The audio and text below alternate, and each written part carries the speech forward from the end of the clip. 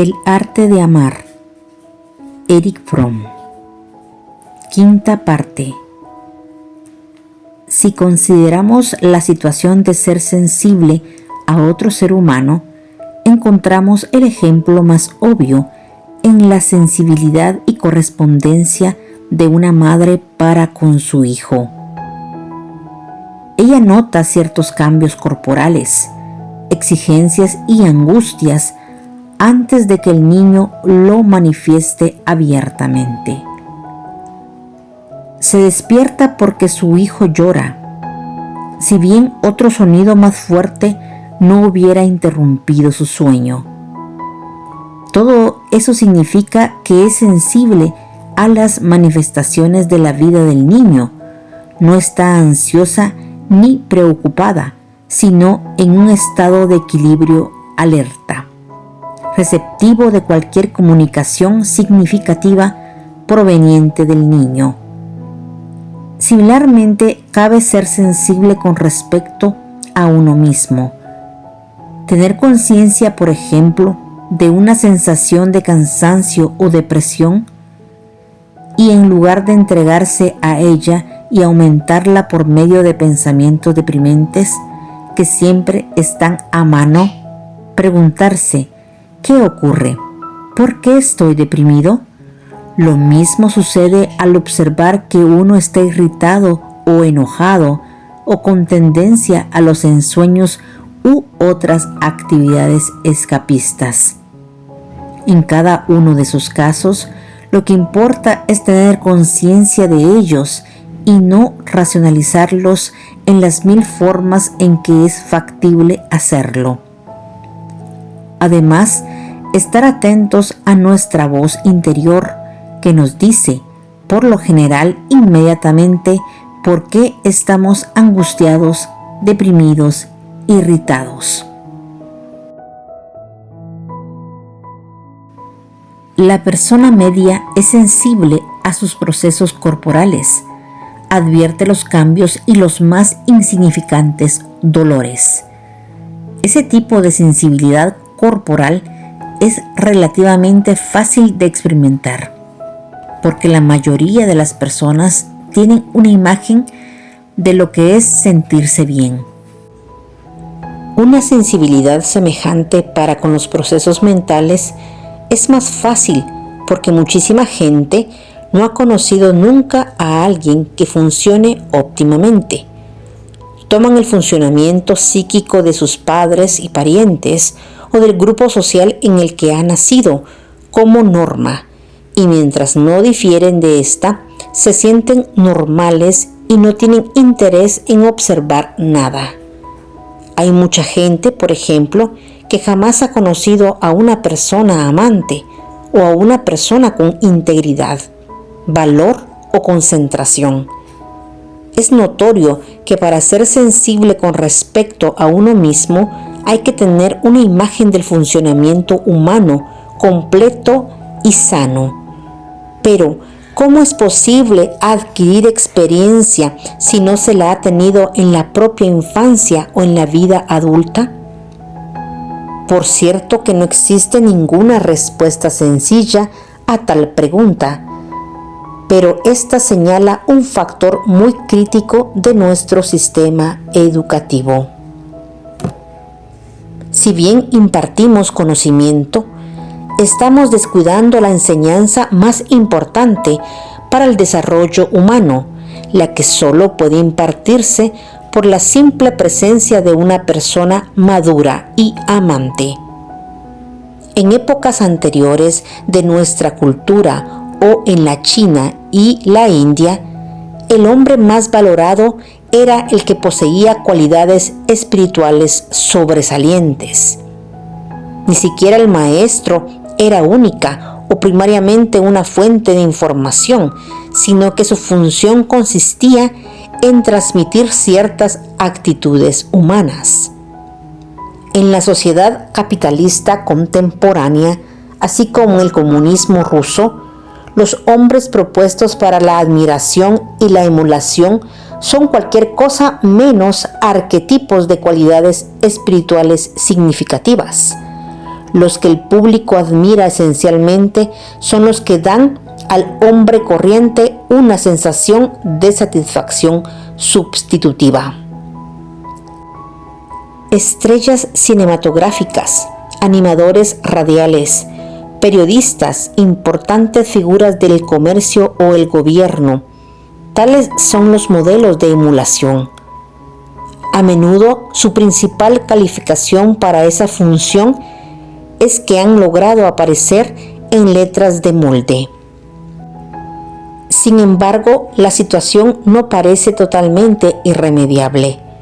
Si se contempla el hecho de que un hombre como Albert Schweitzer se haya hecho famoso en los Estados Unidos, si se tiene en cuenta las múltiples posibilidades de familiarizar a nuestra juventud con personalidades históricas y contemporáneas que demuestran lo que los seres humanos pueden lograr como tales, y no como anfitriones, en el sentido más amplio de la palabra.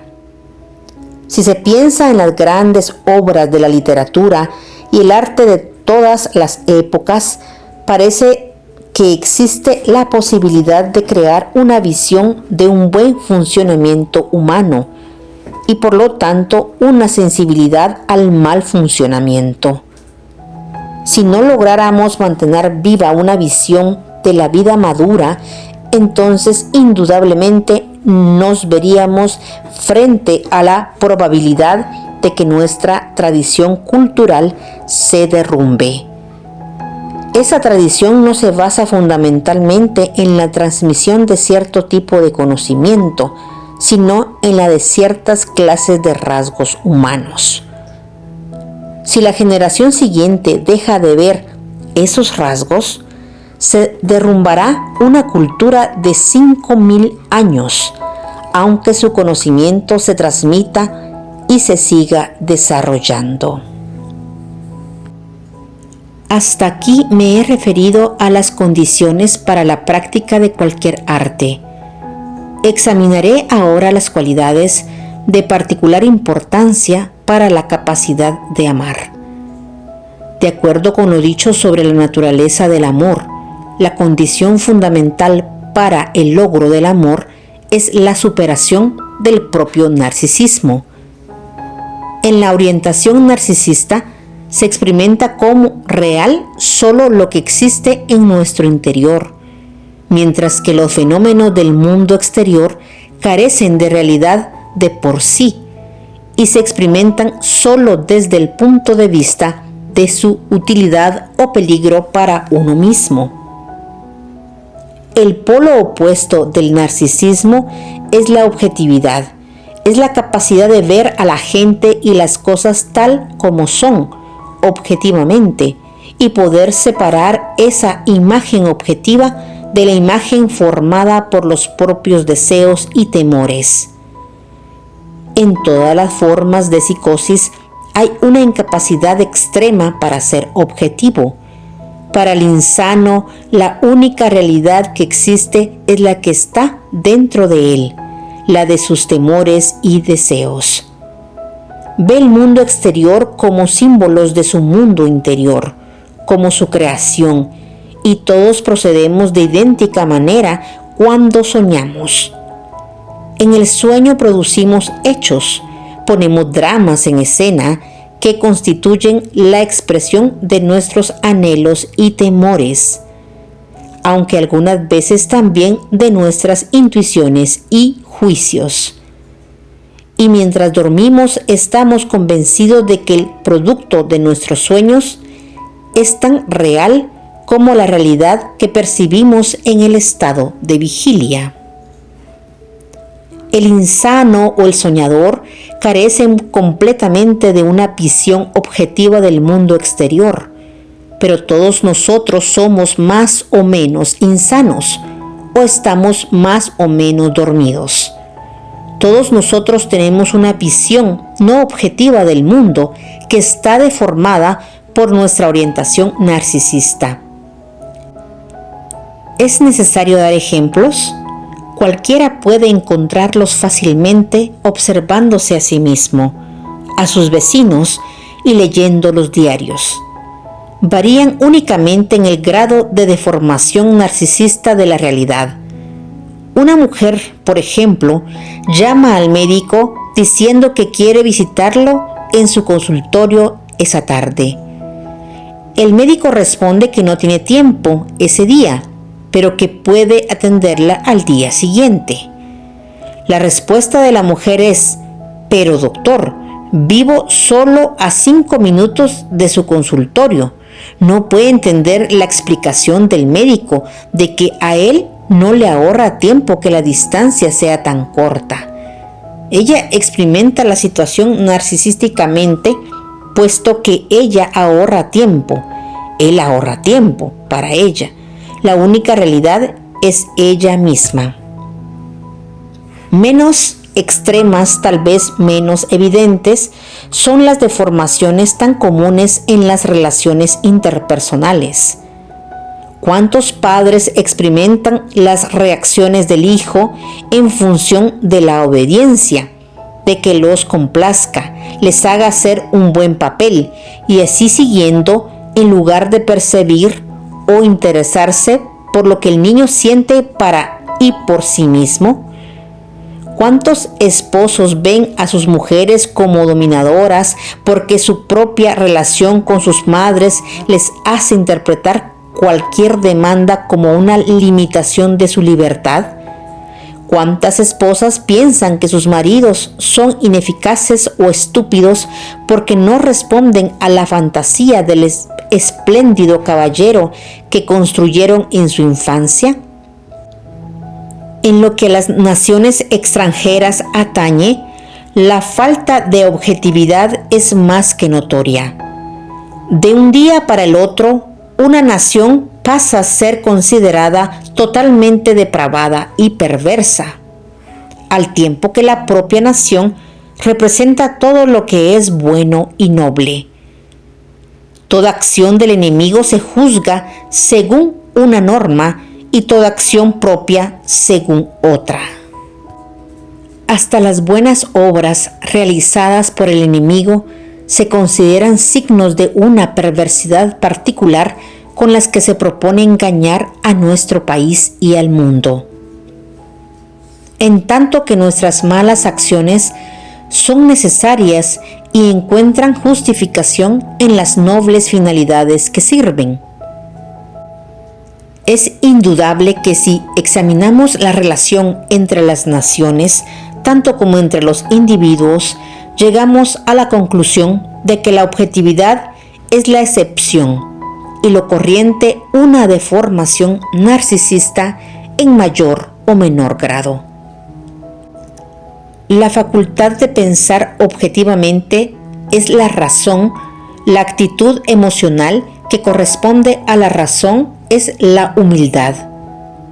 Ser objetivo, utilizar la propia razón, solo es posible si se ha alcanzado una actitud de humildad, si se ha emergido de los sueños de omnisciencia y omnipotencia de la infancia. En los términos de este análisis de la práctica del arte de amar, ello significa, puesto que el amor depende de la ausencia relativa del narcisismo, requiere el desarrollo de humildad, objetividad y razón. Toda la vida debe estar dedicada a esa finalidad. La humildad y la objetividad son indivisibles, tal como lo es el amor. No puedo ser verdaderamente objetivo con respecto a mi familia si no puedo serlo con un extraño y viceversa. Si quiero aprender el arte de amar, debo esforzarme por ser objetivo en todas las situaciones y hacerme sensible a la situación frente a la que no soy objetivo. Debo tratar de ver la diferencia entre mi imagen de una persona y de su conducta, tal como resulta de la deformación narcisista, y la realidad de esa persona tal como existe independientemente de mis intereses, necesidades y temores. La adquisición de la capacidad de ser objetivo y de la razón representa la mitad del camino hacia el dominio del arte de amar. Pero debe abarcar a todos los que están en contacto conmigo. Si alguien quisiera reservar su objetividad para la persona amada y cree que no necesita de ella en su relación con el resto del mundo, pronto descubrirá que fracasa en ambos sentidos. La capacidad de amar depende de la propia capacidad para superar el narcisismo y la fijación incestuosa a la madre y al clan. Depende de nuestra capacidad de crecer, de desarrollar una orientación productiva en nuestra relación con el mundo y con nosotros mismos. Tal proceso de emergencia, de nacimiento, de despertar, necesita de una cualidad como condición necesaria: fe. La práctica del arte de amar requiere la práctica de la fe. ¿Qué es la fe? ¿Es la fe necesariamente una cuestión de creencia en Dios o en doctrinas religiosas? ¿Está inevitablemente en contraste u oposición con la razón y el pensamiento racional? Aún para empezar a comprender el problema de la fe es necesario diferenciar la fe racional de la irracional. Al hablar de fe irracional me refiero a la creencia en una persona o una idea que se basa en la sumisión a una autoridad irracional. Por el contrario, la fe racional es una convicción arraigada en la propia experiencia mental o afectiva. La fe racional no es primariamente una creencia en algo, sino la cualidad de certeza y firmeza que poseen nuestras convicciones. La fe es un rasgo caracterológico que penetra toda la personalidad y no una creencia específica. La fe racional arraiga en la actividad productiva intelectual y emocional. Constituye un importante componente del pensar racional en el que se supone que la fe no tiene lugar. ¿Cómo llega un científico, por ejemplo, a un nuevo descubrimiento? Comienza haciendo experimento tras experimento, reuniendo los hechos uno después del otro, sin una visión de lo que espera encontrar. Es excepcional que un descubrimiento realmente importante se haya hecho de esa manera en cualquier terreno. Ni tampoco ocurre que la gente arribe a conclusiones significativas cuando se limita a perseguir una fantasía. El proceso del pensamiento creador en cualquier campo del esfuerzo humano suele comenzar con lo que podríamos llamar una visión racional, que constituye a su vez el resultado de considerables estudios previos, pensamiento reflexivo y observación. Cuando un científico logra reunir suficientes datos o elaborar una fórmula matemática que hace altamente plausible su visión original, puede decirse que ha llegado a una hipótesis de ensayo, un cuidadoso análisis de la hipótesis, con el fin de discernir sus consecuencias y la recopilación de datos que la apoyan, llevan a una hipótesis más adecuada y quizás eventualmente a su inclusión en una teoría de amplio alcance. La historia de la ciencia está llena de ejemplos de fe en la razón y en las visiones de la verdad. Copérnico, Kepler, Galileo y Newton estaban imbuidos en una inconmovible fe en la razón. Por ella, Bruno murió quemado en la hoguera y Spinoza sufrió la excomunión. A cada paso, desde la concepción de una visión racional hasta la formulación de una teoría, es necesaria la fe, fe en la visión de una finalidad racionalmente válida que alcanzar, fe en la hipótesis como una proposición probable y plausible, y fe en la teoría final, al menos hasta que se llegue a un consenso general acerca de su validez. Esa fe está arraigada en la propia experiencia, en la confianza en el propio poder de pensamiento, observación y juicio, al tiempo que la fe irracional es la aceptación de algo como verdadero, solo porque así lo afirma una autoridad o la mayoría.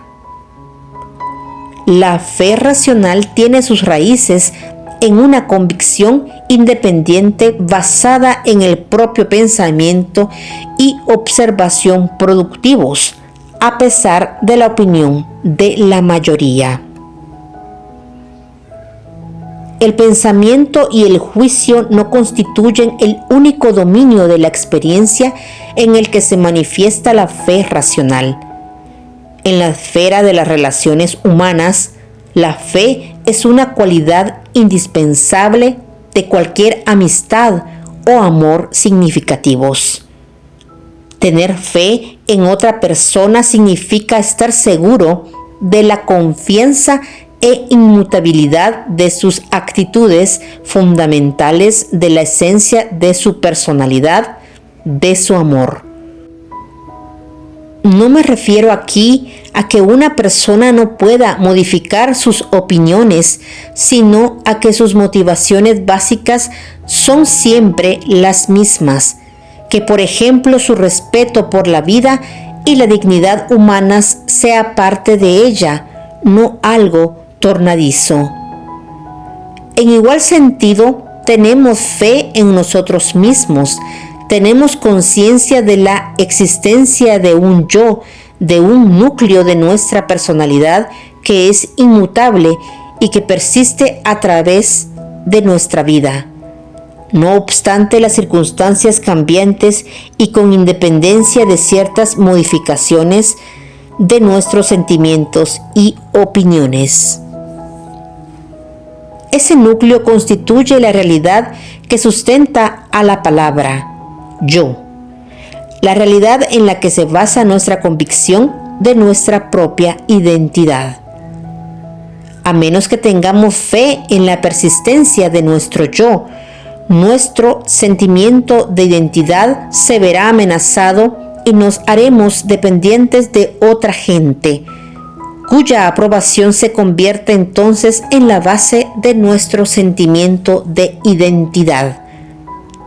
Solo la persona que tiene fe en sí misma puede ser fiel a los demás, pues solo ella puede estar segura de que será en el futuro igual a lo que es hoy y, por lo tanto, de que sentirá y actuará como ahora espera hacerlo.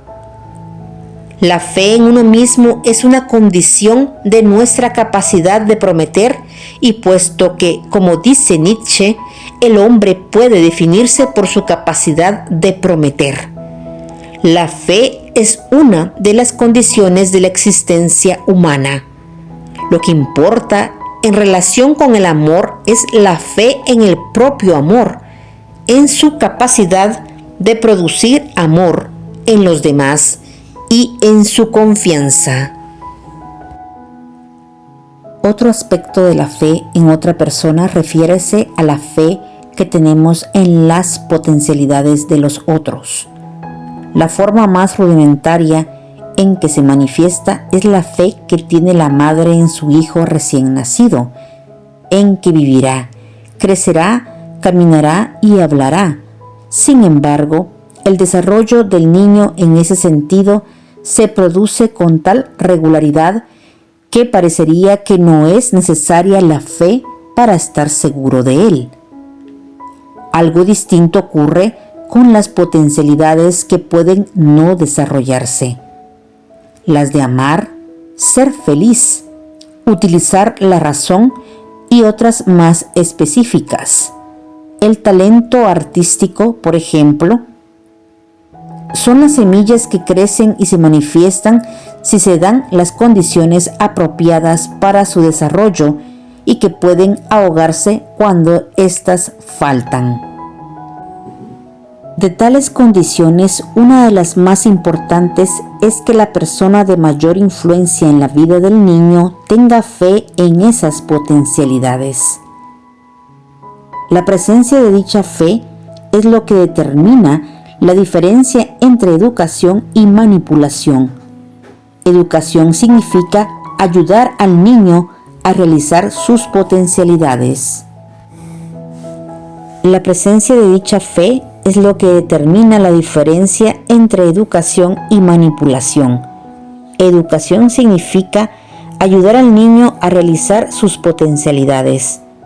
La raíz de la palabra educación es educere, literalmente conducir desde o extraer algo que existía potencialmente. Lo contrario de la educación es la manipulación, que se basa en la ausencia de fe, en el desarrollo de las potencialidades y en la convicción de que un niño será como corresponde solo si los adultos le inculcan lo que es deseable y suprimen lo que parece indeseable. No hay necesidad de tener fe en el robot, puesto que tampoco hay vida en él. La fe en los demás culmina en la fe en la humanidad. En el mundo occidental, esa fe se expresa en términos religiosos en la religión judeocristiana y en lenguaje secular tiene su expresión más poderosa en las ideas políticas y sociales humanísticas de los últimos 150 años.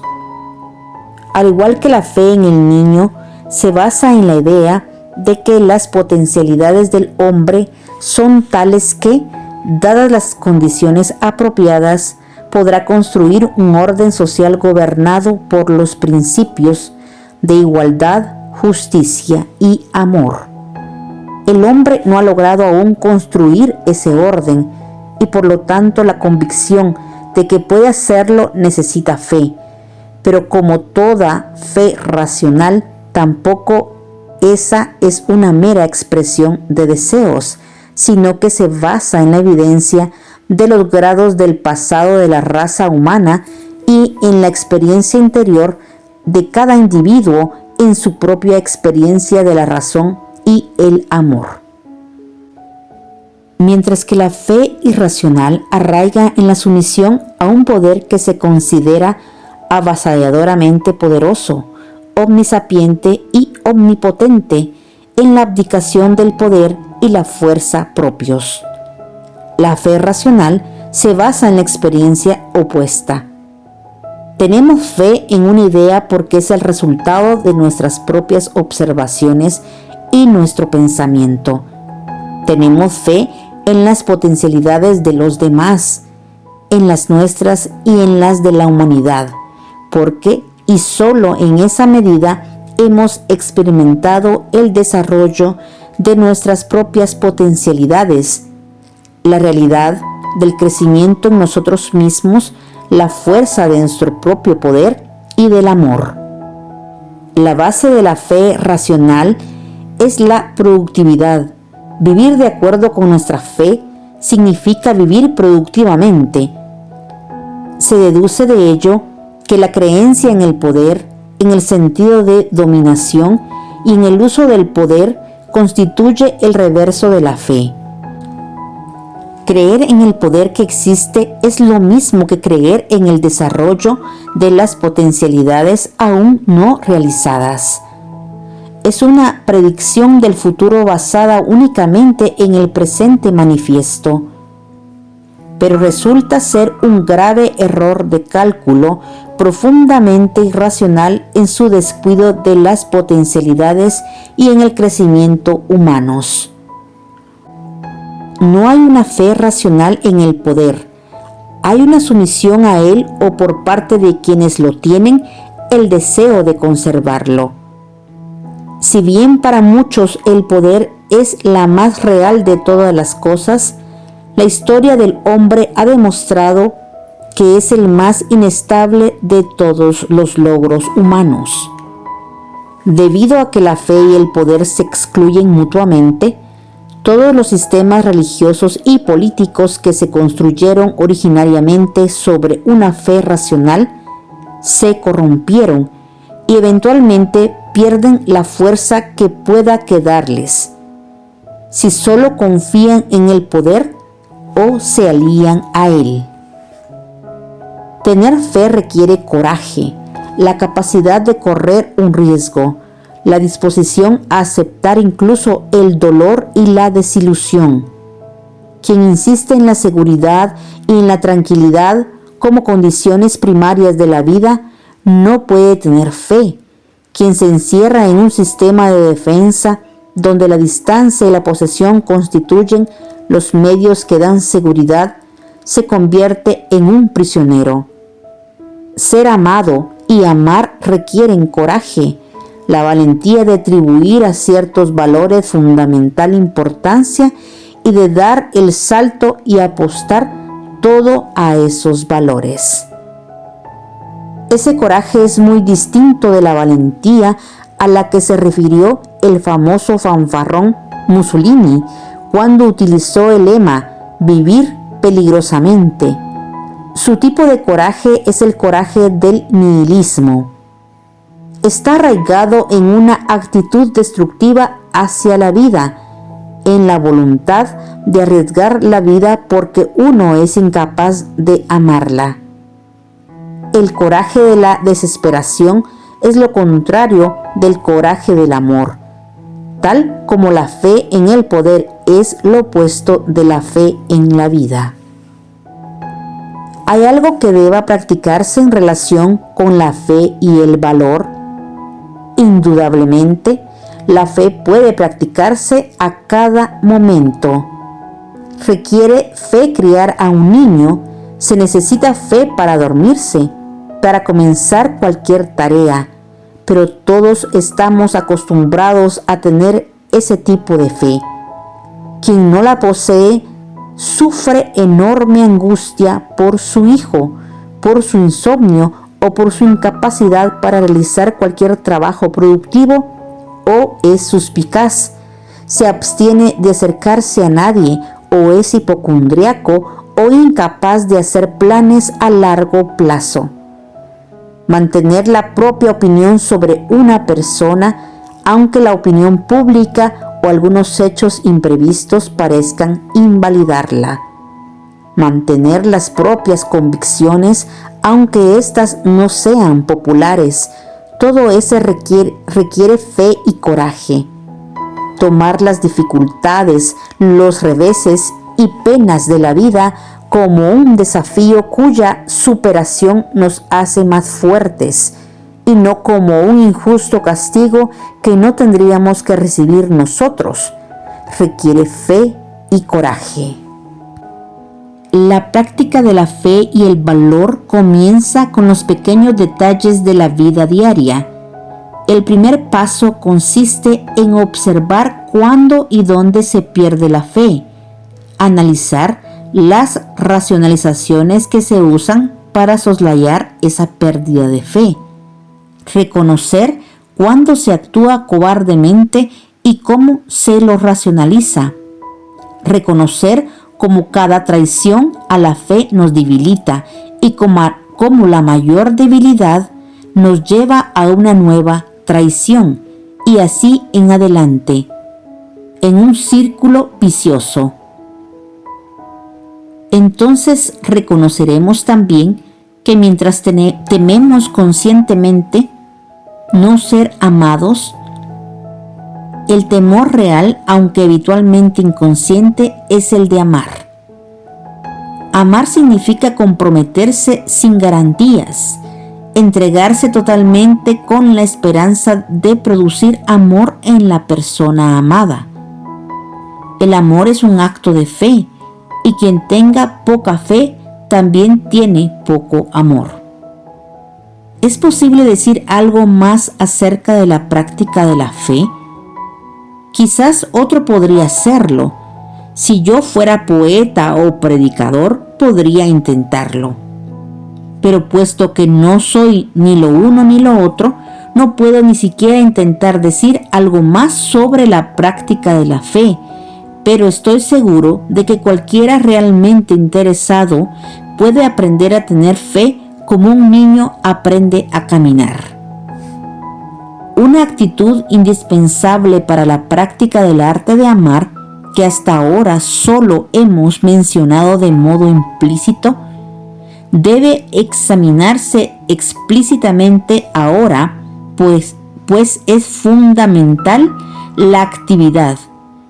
He dicho antes que actividad no significa hacer algo, sino una actividad interior, el uso productivo de los propios poderes. El amor es una actividad. Si amo, estoy en un constante estado de preocupación activa por la persona amada, pero no solo por ella, porque seré incapaz de relacionarme activamente con la persona amada si soy perezoso, si no estoy en constante estado de conciencia, alerta y actividad. El dormir es la única situación apropiada para la inactividad. En el estado de vigilia no debe haber lugar para ella.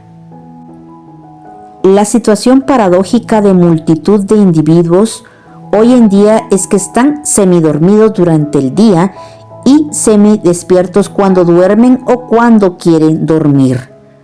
Estar plenamente despierto es la condición para no aburrirnos o aburrir a los demás. Y sin duda no estar o no ser aburrido es una de las condiciones fundamentales para amar. Ser activo en el pensamiento, en el sentimiento, con los ojos y los oídos durante todo el día. Evitar la pereza interior, sea que ésta signifique mantenerse receptivo, acumular o meramente perder el tiempo. Es condición indispensable para la práctica del arte de amar. Es una ilusión creer que se puede dividir la vida en forma tal que uno sea productivo en la esfera del amor e improductivo en las demás. La productividad no permite una tal división del trabajo.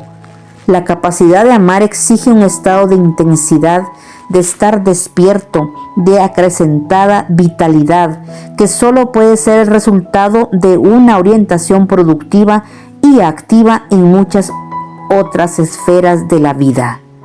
Si no se es productivo en otros aspectos, tampoco se es productivo en el amor. El examen del arte de amar no puede limitarse al dominio personal de la adquisición y desarrollo de las características y aptitudes que hemos descrito en este capítulo. Está inseparablemente relacionado con el dominio social. Si amar significa tener una actitud de amor hacia todos, si el amor es un rasgo caracterológico, necesariamente debe existir no solo en las relaciones con la propia familia y los amigos, sino también para con los que están en contacto con nosotros a través del trabajo, los negocios, la profesión. No hay una división del trabajo entre el amor a los nuestros y el amor a los ajenos. Por el contrario, la condición para la existencia del primero es la existencia del segundo. Comprender esto seriamente sin duda implica un cambio bastante drástico con respecto a las relaciones sociales acostumbradas. Si bien se habla mucho del ideal religioso del amor al prójimo, nuestras relaciones están de hecho determinadas en el mejor de los casos por el principio de equidad. Equidad significa no engañar ni hacer trampas en el intercambio de artículos y servicios o en el intercambio de sentimientos. Te doy tanto como tú me das, así en los bienes materiales como en el amor. Es la máxima ética predominante en la sociedad capitalista. Hasta podría decirse que el desarrollo de una ética de la equidad es la contribución ética particular de la sociedad capitalista. Las razones de tal situación radican en la naturaleza misma de la sociedad capitalista. En las sociedades precapitalistas, el intercambio de mercaderías estaba determinado por la fuerza directa, por la tradición o por los lazos personales de amor o amistad. En el capitalismo, el factor que todo lo determina en el intercambio es el mercado. Se trate de mercado de productos, del laboral o del de servicios. Cada persona trueca lo que tiene para vender por lo que quieren conseguir en las condiciones del mercado, sin recurrir a la fuerza o al fraude. La ética de la equidad se presta a confusiones con la ética de la regla dorada. La máxima, haz a los demás lo que quisieras que te hicieran a ti, puede interpretarse como sé equitativo en tu intercambio con los demás. Pero en realidad se formuló originalmente como una versión popular del ama a tu prójimo como a ti mismo, bíblico. Por cierto, la norma judeocristiana de amor fraternal es totalmente diferente de la ética de la equidad. Significa amar al prójimo, es decir, sentirse responsable por él y uno con él, mientras que la ética equitativa significa no sentirse responsable y unido, sino distante y separado. Significa respetar los derechos del prójimo, pero no amarlo. No es un accidente el que la regla dorada se haya convertido en la más popular de las máximas religiosas actuales. Obedece ello a que es susceptible de interpretarse en términos de una ética equitativa que todos comprenden y están dispuestos a practicar. Pero la práctica del amor debe comenzar por reconocer la diferencia entre equidad y amor. Aquí, sin embargo, surge un importante problema. Si toda nuestra organización social y económica está basada en el hecho de que cada uno trate de conseguir ventajas para sí mismo, si está regida por el principio del egoísmo atemporado solo por el principio ético de equidad, ¿cómo es posible hacer negocios, actuar dentro de la estructura de la sociedad existente y al mismo tiempo practicar el amor? ¿No implica lo segundo renunciar a todas las preocupaciones seculares y compartir la vida de los más pobres? Los monjes cristianos y personas tales como Tolstoy, Albert Schweitzer y Simone Weil han planteado y resuelto este problema en forma radical. Otros, el artículo de Herbert Marcuse, The Social Implication of Psychoanalytic Revisionism, Dissent, Nueva York, verano de 1956. Comparten la opinión de que en nuestra sociedad existe una incompatibilidad básica entre el amor y la vida secular normal. Llegan a la conclusión de que hablar de amor en el presente solo significa participar en el fraude general. Sostienen que solo un mártir o un loco puede amar en el mundo actual, y por lo tanto que todo examen del amor no es otra cosa que una prédica.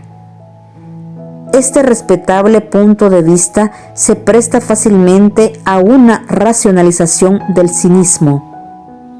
En realidad, es implícitamente compartido por la persona corriente que siente: me gustaría ser un buen cristiano, pero tendría que morirme de hambre si lo tomara en serio. Este radicalismo resulta un nihilismo moral. Tanto los pensadores radicales como la persona corriente son autómatas carentes de amor, y la única diferencia entre ellos consiste en que la segunda no tiene conciencia de serlo. Mientras que los primeros conocen y reconocen la necesidad histórica de ese hecho. Tengo la convicción de que la respuesta a la absoluta incompatibilidad del amor y la vida normal solo es correcta en un sentido abstracto. El principio sobre el que se basa la sociedad capitalista y el principio del amor son incompatibles. Pero la sociedad moderna en su aspecto concreto es un fenómeno complejo. El vendedor de un artículo inútil, por ejemplo, no puede operar económicamente sin mentir. Un obrero especializado, un químico o un médico pueden hacerlo. De manera similar, un granjero, un obrero, un maestro y muchos tipos de hombres de negocios pueden tratar de practicar el amor sin dejar de funcionar económicamente. Aún si aceptamos que el principio del capitalismo es incompatible con el principio del amor, debemos admitir que el capitalismo es en sí mismo una estructura compleja y continuamente cambiante que incluso permite una buena medida de disconformidad y libertad personal.